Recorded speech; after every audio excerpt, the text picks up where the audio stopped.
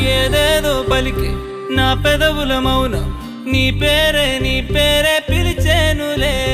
నీ పిచ్చితోనే అల్లాడే ప్రాణం నిన్నేలే